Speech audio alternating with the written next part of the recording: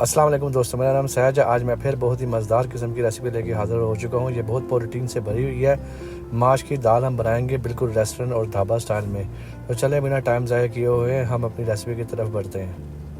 तो ढाबा माश दाल बनाने के लिए हमने यहाँ पर 1 कप दाल ले ली है और इसको पानी के अंदर भिगो दिया है। बहुत अच्छा तरीका है अगर आप इसको 3 से 4 घंटे के लिए पानी के अंदर भिगो के रखते हैं इस तरीके से। इसके बाद हमने एक देचकी लिया है, इसके अंदर पानी डाला है और पानी को अच्छे तरीके से गर्म कर लेंगे और जो हमारे पास दाल है वो इस पानी के अंदर डाल देंगे। अच्छा, दाल को मैंने अच्छे तरीके से पहले ही पानी से साफ़ कर लिया था। उसके बाद मैंने इसको पानी में 100 को निकल रखा था और जो थोड़ा बहुत पानी इसके अंदर रह गया था वो भी मैंने इसी के अंदर डाल दिया। इसके बाद हम आधा टीस्पून जो है ना हल्दी का डालेंगे और तकरीबन 1/4 टीस्पून जो है ना हम नमक का डालेंगे। को हमने हाई फ्लेम पे ही इसको देखें बॉईल किया है ताकि इसका जो मैल है ना, जितना भी ये कड़वाहट है ये सारी ऊपर आ जाए। ये जो जाग होता है ना, ये मैल होता है। याद रखिए, आप कोई भी दाल पकाएं ना तो इसको ज़रूर आपने जो है ना इसके ऊपर से हटाना होता है, निकालना होता है, नहीं तो जो आपकी दाल होती है ना वो कड़वी उसके अंदर टेस्ट आता है और वो ठीक तरीके से जो है ना वो पकती भी नहीं है। तकरीबन 5 से 10 मिनट के लिए इसी तरीके से हम जो है ना इसके मैल को निकालेंगे। अच्छा जी, जो हमारे इसके अंदर सब्जियां जाएंगी, ये 4 अदर टमाटर है मीडियम साइज़ के, ठीक है।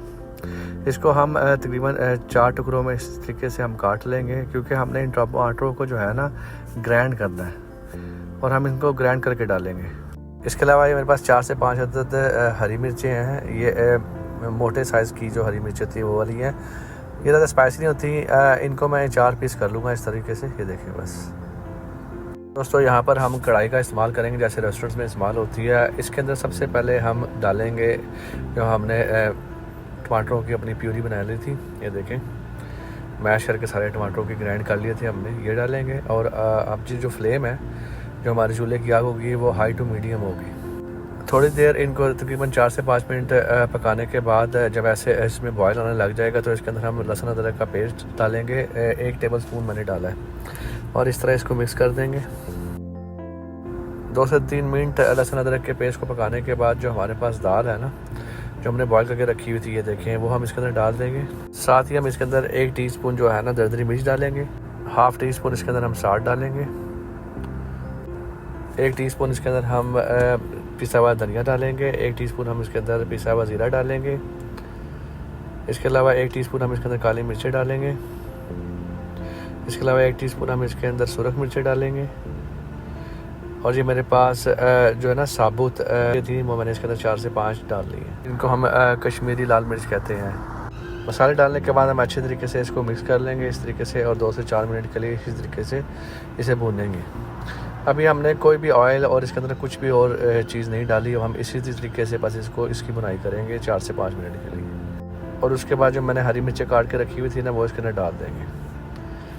वो भी डालने के बाद इसी तरीके से मिक्स करेंगे और 2 से 3 मिनट के लिए इसी तरीके से इसकी बुनाई करेंगे।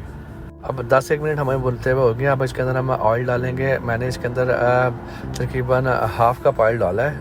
आप चाहें तो 1 कप ऑयल भी डाल सकते हैं। रेस्टोरेंट में जब ऑयल वो यूज़ करते हैं ना, वो तकरीबन 1 कप ऑयल डालते हैं, तभी आपको वो तरी सी नज़र आ रही होती है। हम ज़रा ऑयल कम खाते हैं। मैंने इसके अंदर जो है ना वेजिटेबल ऑयल वो 1/2 कप ऑयल डाला है और मैं अब इसकी अच्छी तरीके से बुनाई करूँगा मीडियम फ्लेम पर ही तकरीबन 10 मिनट के लिए।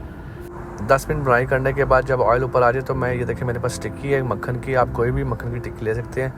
वो मैं इसके अंदर डालूंगा और तकरीबन 4 से 5 मिनट के लिए ना इसकी बुनाई करूंगा ताकि जो हमारी टिक्की है मक्खन की वो अच्छे तरीके से मिक्स हो जाए। इससे बहुत अच्छा टेस्ट और बहुत अच्छा फ्लेवर आएगा इसके अंदर। ये देखें जी, हमारा ऑयल जो ऊपर आ चुका। मैं इसके अंदर गरम मसाला 1 टीस्पून डाल रहा हूँ इस तरीके से। और जो मेरी फ्लेम है वो अभी भी मीडियम ही है। हमने ये सारा प्रोसेस मीडियम फ्लेम पे ही करना है। अब मैं इसको मिक्स कर लूँगा।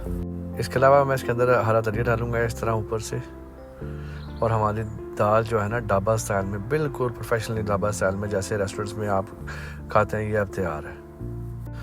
तो दोस्तों, अगर आपको ये वीडियो अच्छी लगी हो तो लाइक करें, शेयर करें, सब्सक्राइब करें। ये देखें, हमने इसको सर्व करके दिखाया, कितनी मज़ेदार लग रही है। दुआ में याद रखिएगा। फिर हाजिर होंगे नई वीडियो के साथ। अल्लाह हाफिज़।